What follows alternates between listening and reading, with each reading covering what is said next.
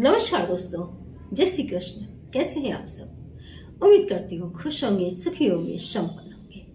जो भी हमारे व्यूअर्स हैं, सब्सक्राइबर्स हैं, दुनिया में जहाँ भी हमेशा खुश रहे, सुखी रहे और संपन्न रहे। दोस्तों, हमारी आदतें अच्छी या बुरी, ये हमारे फ्यूचर को तय करती हैं कि हमारा फ्यूचर कैसा होगा।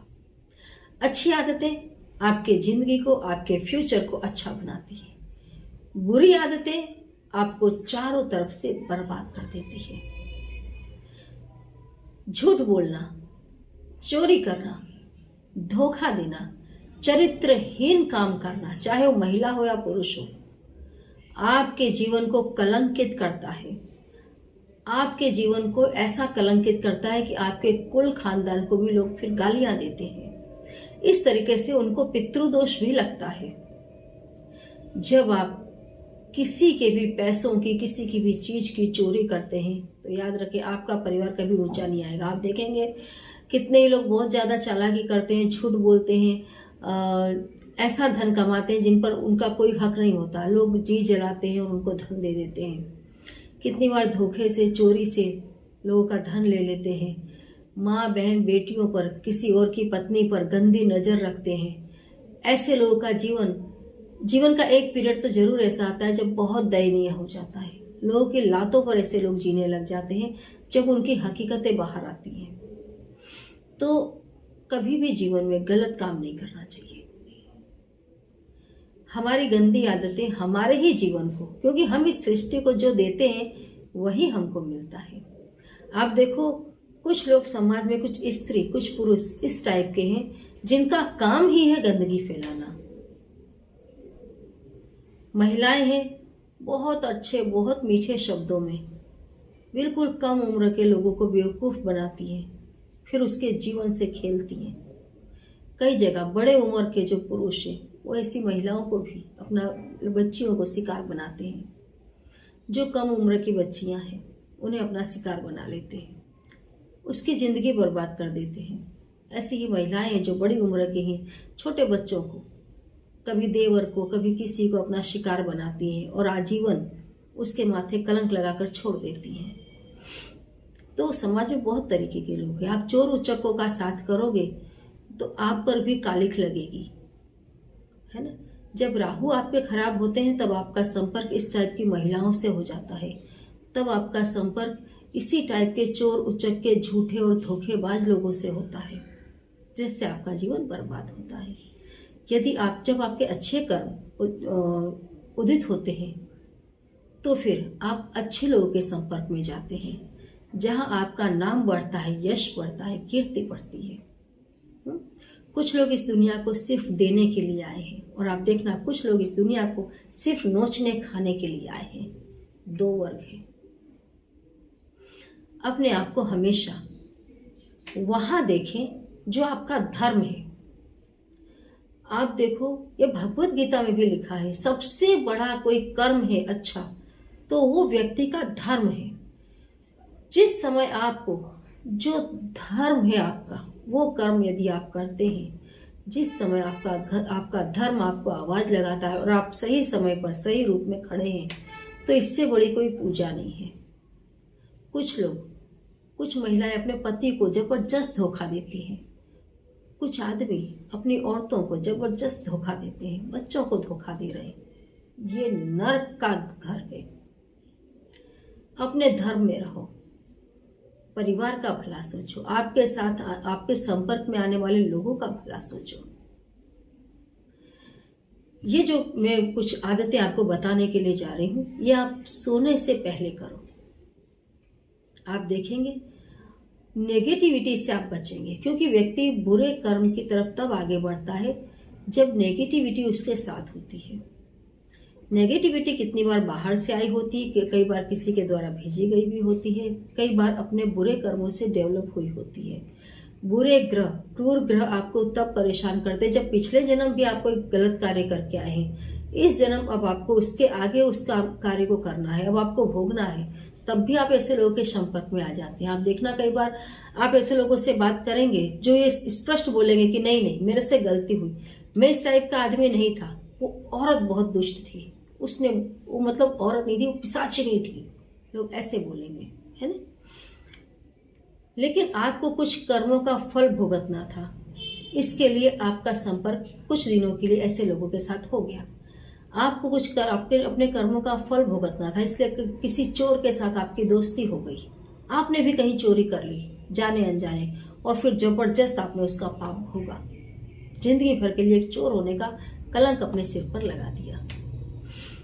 ये जो मैं क्रियाएं बोलती हूँ कुछ एक ऐसे आदतें हैं, वैसे तो इनके सिवाय भी हजारों आदतें हैं, लेकिन सोने से पहले यदि आप इन क्रियाओं को भी करते रहेंगे तो भी काफी ऐसे बुरे कर्म हैं जिससे आप बचे रहेंगे। सबसे पहले आप देखो, उजाले में तो पूरी दुनिया घूमती है, लेकिन अंधेरे में लोग अपने हाथ में टॉर्च रखते हैं ताकि रास्ता दिखता रहे, है ना। तो जब रात का अंधेरा होता है, जब आप सोने के लिए जाते हैं, उसके पहले जो भी आपके कुलदेवी हो, जो भी आपके इष्ट देव हो, सोने से पहले भले 5 मिनट आप उनका ध्यान करें। ध्यान करें जरूर, बेड पर बैठ करके करें या सोने से पहले पूजा स्थान में भले आप 2 मिनट के लिए खड़े हो जाएं।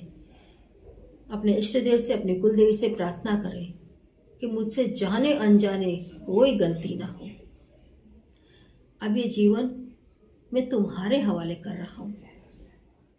मुझे स्वप्न भी अच्छे ही आए, मैं स्वप्न में भी कोई गलती ना करूं। सोने से पहले हमेशा 2 मिनट ध्यान करें और अपने इष्ट देव, अपनी कुलदेवी से प्रार्थना करें कि मेरी आत्मा की उन्नति हो, मुझे परम धाम के दर्शन हो।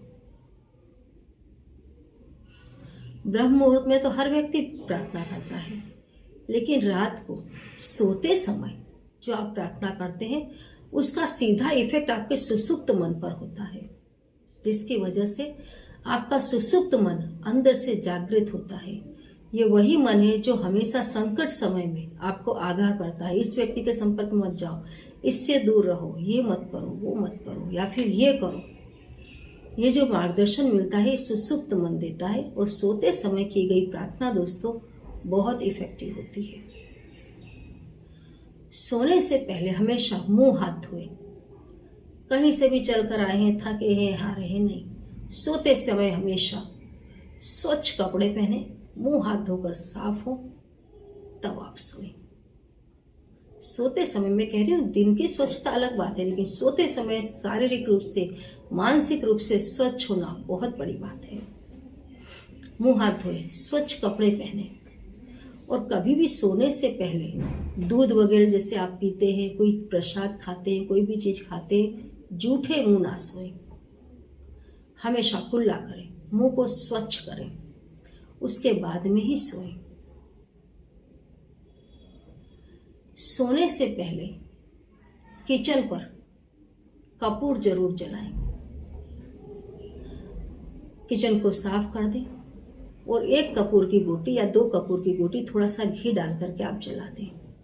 इस क्रिया को करने से घर में हमेशा धन आता रहता है, कभी भी दोस्तों धन की कमी नहीं रहेगी। ये मैंने अपनी पिछली वीडियोस में भी एक बार बताया हुआ है कि सोने से पहले हमेशा किचन में कपूर जलाना चाहिए, जिससे घर में नेगेटिविटी नहीं रहती है और आपके पितृ आपके ऊपर प्रसन्न रहते हैं। ये बहुत ही अच्छी क्रिया है। ये थोड़े से ही काम है, छोटे छोटे से काम है, बहुत बड़े काम नहीं है। हाँ, यदि आप कोई नेगेटिविटी से परेशान है, आपको ऐसा लगता है कि कोई नेगेटिव चीजें आपको परेशान करती हैं, तो आप सोने से पहले, रविवार की रात सोने से पहले, शनिवार को भी कर सकते हैं, 1 लोटा तांबे का जल, तांबे के लोटे में जल ले लें और उसको सिरहाने रखें 2 लौंग डालकर, और सुबह उस जल को उठा करके आप या तो पीपल के पेड़ पर चढ़ा दें या फिर चौराहे पर फेंकें। नेगेटिविटी भी आपके शरीर से जाने लग जाएगी। तो ये छोटे छोटे से काम है दोस्तों, सोने से पहले जरूर करें। ये छोटी छोटी सी प्रार्थना, छोटे छोटे से काम आपके जीवन को तमाम बुरे कामों से बचा ले जाएंगे। यही वो काम है जो आपकी आत्मा की उन्नति कर देते हैं, आपकी आत्मा को ऊर्ध्व गति की तरफ लेकर के जाते हैं। आदमी का मन से स्वच्छ होना बहुत जरूरी है। कई बार आप देखना, कई लोग साधु का वेश धारण करते हैं और गलत काम कर बैठते हैं, क्योंकि मन की शुद्धि को वो अपनी परिपक्वता तक नहीं पहुंचा पाते। कितनी बार पूजा पाठ में बहुत ज़्यादा आवेश में आदमी आ जाता है, बहुत ज़्यादा उसको वैरागी आ जाएगा और वो वैरागी बन जाता है, कपड़े पहन लेगा, लेकिन बाद में जो उसकी वृत्तियां हैं उसको कंट्रोल नहीं कर पाता, तब वो गलतियां कर बैठता है। जो असली साधु है दोस्तों, उसको किसी त्रिपुंड की इसकी जरूरत नहीं है। सबसे पहले तो ये ज़्यादा जरूरी है कि आप अपने मन को साफ करें, तन को साफ करें, कहीं पर भी गंदगी ना फैलाएं। जो आपका धर्म है उसे निभाएं। गृहस्थ रह करके भी ये व्यक्ति साधु हो सकता है। मैं ये नहीं कहती कि साधु होना गलत है या पीले कपड़ा पहनना गलत है, बिल्कुल नहीं। हमेशा साधु संत पूजनीय है हर हाल में, लेकिन अंदर से सफाई होना बहुत जरूरी है और इसके लिए छोटे छोटे से नियमों का आप पालन करें। आप देखेंगे सच में आप अंदर से स्वच्छ हो जाएंगे, अंदर से आप साधु बनेंगे, है ना। किसी चीज से आप बहुत उससे नहीं जुड़ेंगे। रमता जोगी बहता पानी, है ना। जो पानी कहीं रुक गया उसमें सड़न आ जाती है। पानी जब तक बहता रहता है, स्वच्छ रहता है, ऐसे जीवन जब तक चलता रहेगा शुद्धतापूर्वक महकता रहेगा। जय श्री कृष्ण।